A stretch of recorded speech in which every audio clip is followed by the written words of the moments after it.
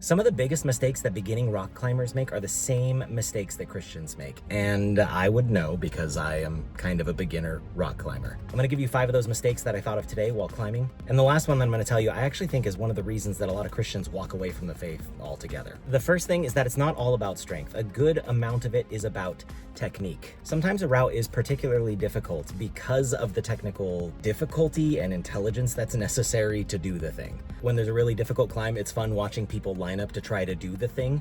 And it's not always the most shredded, the most toned, the strongest climber, but a lot of the times it's the person who has the technique down. And so much of the Christian life is the same. It's not about having the strongest willpower or the biggest faith or the greatest Bible knowledge. When it comes to overcoming patterns of sin, when it comes to knowing God better, when it comes to faithfully living for Jesus, I think a good amount of success actually comes from knowing the technique, knowing the right habits, knowing how to do those things. The second thing, though, does have to do with strength, because I think you can't climb if you don't have any strength. And one of the things I've learned is that fatigue kills your capacity. There are some climbs I can do 10 minutes into my climbing workout because I'm fresh, but then minute 40 and I'm no longer fresh. In fact, one of the things that I notice a lot of the people who are there frequently do is they will climb and then they will sit still and stare at the wall for like 5 minutes before they try again. Because fatigue kills your capacity, which is why I think we as Christians also need to be aware of the fact that when you are fatigued, when you haven't rested, you're gonna have some trouble being the type of Christian that you wanna be. God gave us this really cool ratio of 6 days of hard work to 1 day of rest and delight. And if you aren't honoring that,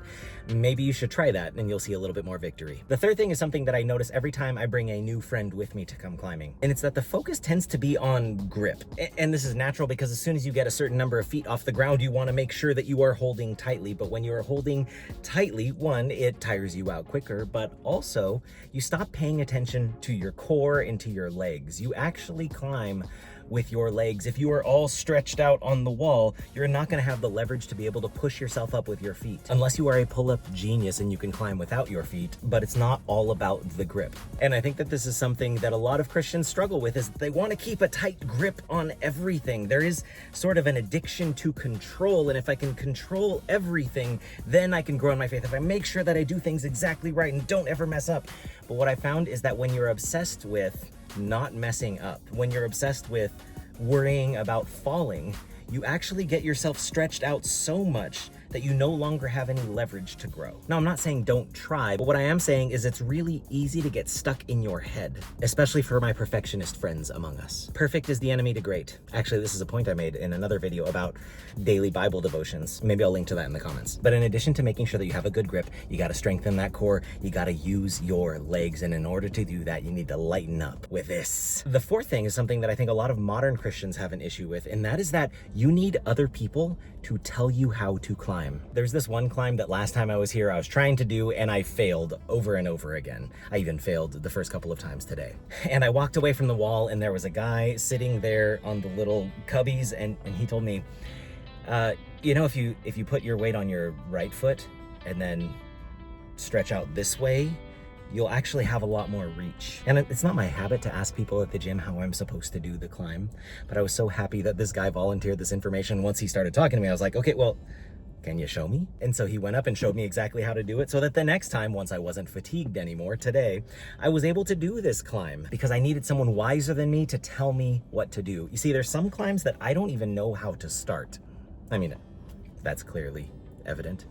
And I think there are a lot of Christians who aren't exactly sure how to start as well. And they're doing the same things over and over and over again and falling and failing over and over again. But probably what we actually need is another person who has spent more time doing the Christian thing to say, hey, you know, if you put your leg this way, hey, you know, if you try to organize your life in this way, or maybe if you tried reading God's word this way, or have you ever considered maybe this spiritual practice? Then we might know how to start, and then we might start having a little bit more victory, actually finishing those climbs. And that fifth thing that I observed today is the thing that makes a lot of Christians quit, and that is that things might feel impossible, but they are not. You might not be able to do those things now, but trust the process. Show up regularly and you will be able to do things that you didn't think you were able to do. I've gone in and out of rock climbing through the years, and when I recently started up again, I was back to climbing I do bouldering, V0s, which is the easiest of climbs, and even those were challenging. And I looked at some of these V2s, V3s, V4s. I mean, there's like up to V7s at this gym that I noticed today. And I'm like, man,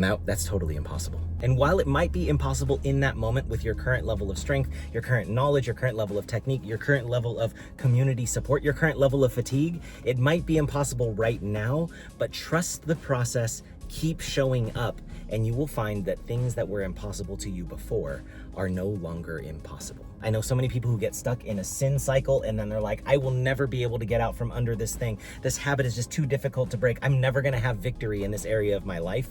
But the thing is, that might be true right now. Trust the process, strengthen your core, work on your technique, get other people in your life to tell you how to do things. Never stop showing up. And if you keep showing up, you'll do things that before you thought were impossible. Or to borrow the words of Jesus, with man, this is impossible, but with God, all things are possible. If these insights have been helpful to you, please like this video and subscribe, because I try to do these types of things regularly. In fact, I have a playlist right here with other practical life advice that comes straight out of the Christian worldview and a desire to follow Jesus. Oh yeah, and one more thing. Make sure you drink water.